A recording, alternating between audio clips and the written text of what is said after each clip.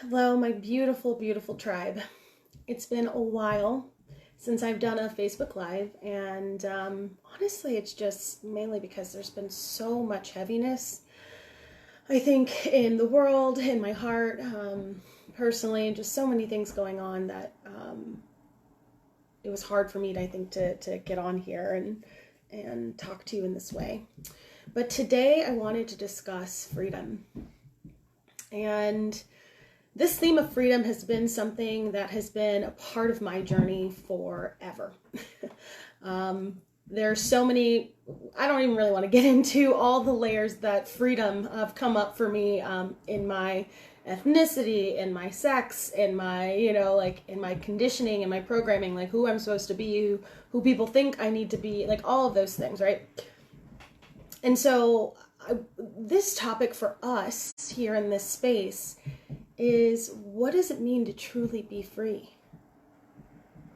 We've been told far too often by so many different people in our lives, and given that you're in this space, I mean, you've suffered at the hands of toxic relationships, probably starting from a very young age. And those toxic relationships really skewed our view of what it means to be free. Almost like we were sold this idea of false freedom. If you do this, this, and this in this order, you'll have a good life. Well, most people are absolutely miserable in their life. Hey, Holly. Hi, beautiful. I'm always so grateful to have you join me live. You're such a special person in my heart. And so this idea of freedom is like, I think it truly is like the core essence to what our souls are asking for as we navigate these unhealthy relationship dynamics. We know that they are wrong. We know that we don't deserve this type of treatment, but for some reason, we keep finding ourselves in the same patterns and the same cycles and the same relationships over and over and over again. And it's absolutely exhausting because what we're really fighting for is our own personal freedom. We're really trying to discover what it means to be free and authentically ourselves without the conditions of everyone else. Like, think about it. When you were a little girl and you were playing with Barbie, right? Like, you were like giving Barbie a life and like all this stuff. She had a dream boat. She had a dream house. She lived like the best life ever. She had the best friends, the hottest boyfriends, like all of the things, right? And Barbie was able easily to have this magnificent life, easily. Like whatever we, as the little curator of Barbie, could dream, that was the life that she got to live. And somehow that idea of dreaming bigger has been conditioned out of us. Somehow that idea of dreaming for more than a shitty relationship has been conditioned out of us. Like, just the idea that it's okay for us to settle for mistreatment, abuse, and all of these things. And of course, cognitively, it's not all right. But the fact that we find ourselves in the same situations means that it's familiar. And so at what point did Barbie's life not become ours? So my theory is that from a very young age, we were conditioned to see things as external from us. Like, we can't necessarily achieve the life that Barbie led. We can't necessarily achieve the life that Barbie had, right? That's why she was out there and we were here. And with that level of conditioning, as far as telling our brains that it's not possible for us because we don't look like Barbie, which her proportions we all know are not right. Not to mention, as an African-American woman, Barbie didn't look like me at all, but I still played with her. And, but there was like this idea that like this life of freedom, the life that she got to live that was grand and big, wasn't for me. As you probably also felt, it wasn't for you. So we were kind of sold this like dream that if you do these things, maybe you'll get a life like Barbie. But chances are you probably won't, because you're not deserving. You're not thin enough. You don't have the nicest cars. You're not rich enough, like X, Y, and Z. So when I talk about freedom, I'm really talking about our own freedom into becoming who we truly want to be without the expectations of the world telling us what that's supposed to look like. From my own personal experience, throughout the course of my life, I mean, everybody told me who I was supposed to be. Everyone. I was supposed to be a doctor. I was supposed to date these types of people. If I brought anybody home, or if I didn't go to medical school, if I didn't whatever, then people looked at me and gave me shame. And I know that that was just a generational thing, a generational experience from, my family's past, and what it means to grow up in American culture and kind of play by the rules. But what we're learning now more so than ever, because we have the ability and access to more resources and knowledge and education, is that that shit ain't true.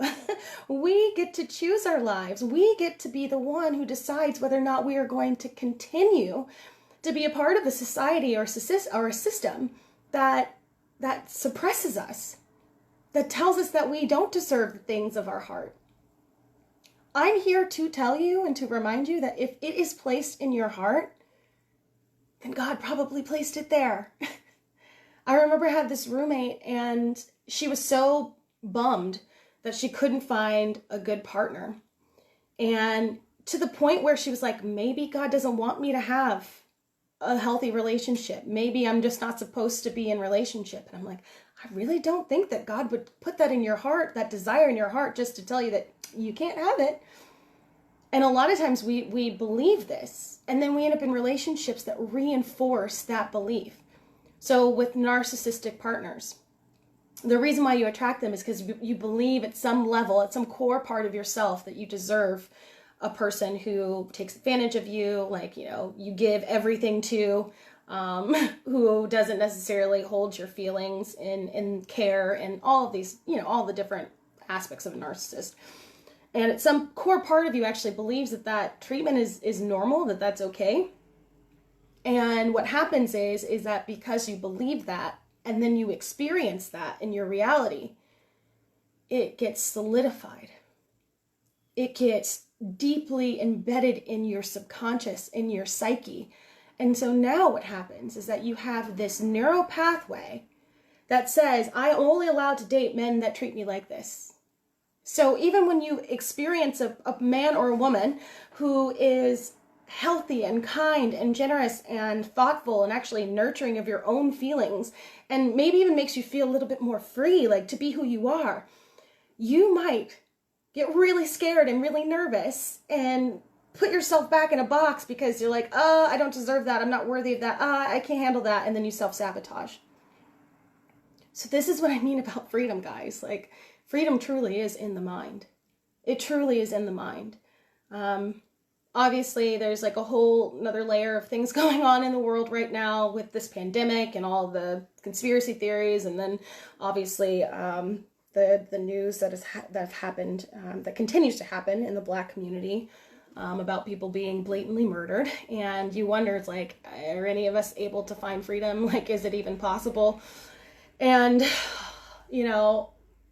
I truly believe that no matter what, if you are fighting for and standing up for your right as an authentic person who is completely unique in herself, who honors herself, who values who she is, so much so that she says no to the things that do not serve her, and she fights for her own freedom, like, then that's where you're going to find it.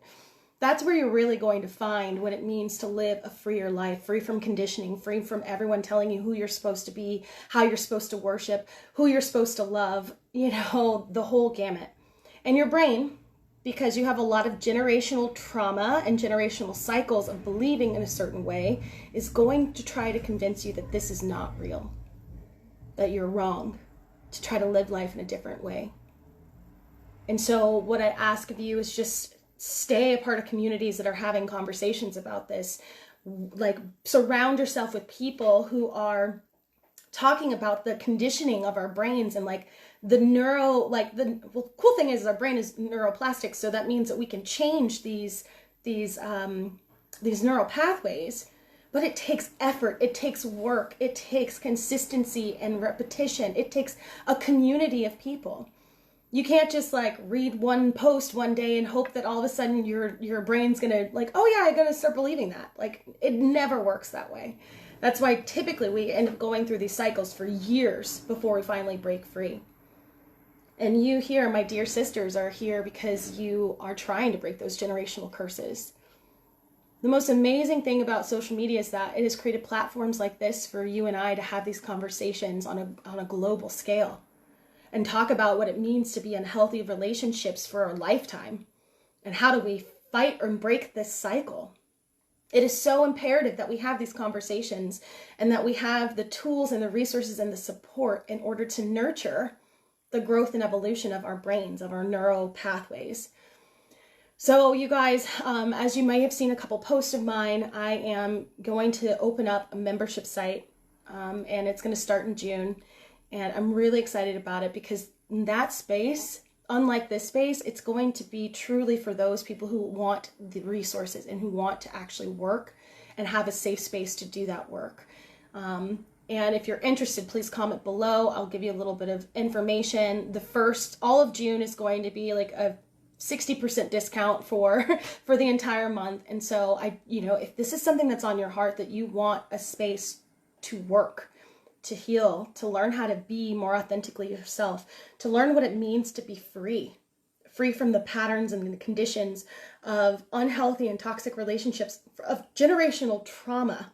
Like, we're talking trauma here. Trauma lives in our nervous system unless we decide to actually, work with it in order to get it out. So, I just, I honor you so much. I'm so grateful that you are here in this space.